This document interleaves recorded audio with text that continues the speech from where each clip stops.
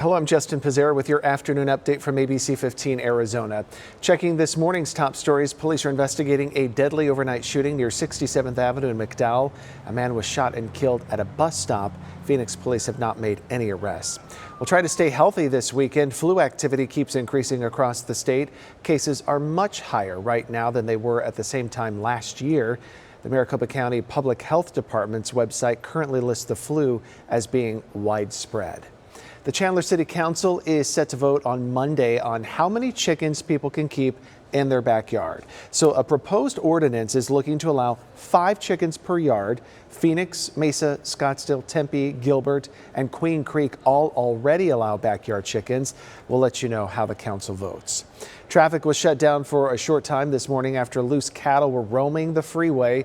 The calves were able to safely make it off the freeway and rounded up by some ADOT workers. The calves came from a cattle truck that crashed into a barrier along the Loop 101 and Glendale. None of the animals nor the driver were severely injured. We were told that he possibly fell asleep at the wheel. We have some good news when it comes to gas prices. We checked with AAA and the national average this morning is $3.44 a gallon. It is $3.96 in Phoenix. Taking a closer look at Phoenix, prices have dropped to $4.06 a gallon. That is much lower than the peak this summer when we were paying $5.69 a gallon. Right now, drivers are paying the lowest that we've seen since February. Analysts believe that we could go under $3 a gallon by the end of this year or early January. We recently spoke with a petroleum expert at Gas Buddy recently about that recent trend. A lot of the reason why prices had gone up so dramatically in the last couple of months was really traced back to refinery issues at refineries in Southern California that several of them all at the same time encountered unexpected issues. At the same time, other refineries were doing maintenance. So that really crimped things significantly and caused prices to skyrocket. And as those refinery issues have been sorted out, they've returned to service, gasoline production is up, and that's largely why we've seen such a drop. And what we pay at the pump is one of the factors that has led to high inflation. Right now, the city of Phoenix is still finalizing a contract with a company hired to add security guards in city parks. The Phoenix City Council approved an $800,000 plan to add private security at least a dozen parks last month. But as city leaders work out the deal, taxpayers are telling ABC15 park security concerns do persist. Are they going to cite the people for trespassing? What are the security guards really going to do? Well, the pilot program was expected to start in 4 to 6 weeks. We are now in week 4, with the city still working to finalize a contract with that security company. More employers are incentivizing workers to stick around with the 4-day work week.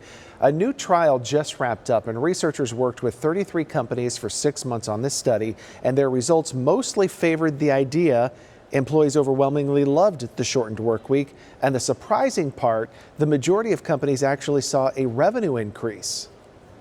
You're going to find employees who are fascinated by the possibility of a 4-day work week.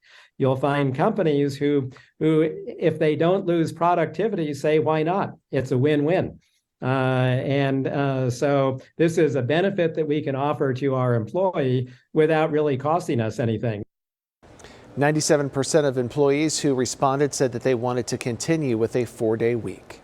Happening today, Santa Claus is coming to town. He's going to be at the Mary on Main Street in Mesa. The fun goes from 5 to 9 today and tomorrow. You'll be able to check out the Winter Wonderland ice rink, see the Christmas tree, and enjoy a meal at Jack Frost's Food Truck Forest in Pioneer Park. And of course, you can take your picture with Santa.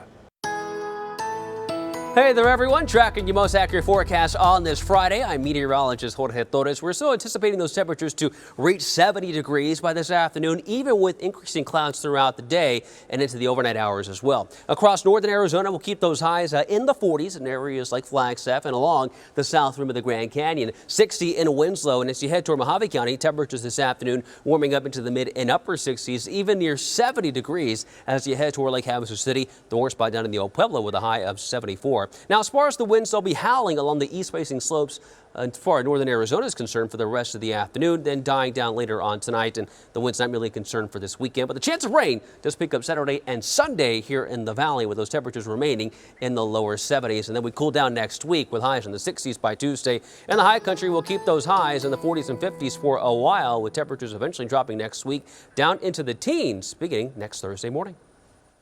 Get another update tonight. Until then, get the latest news, weather, and traffic at abc15.com or by downloading the free ABC 15 mobile app.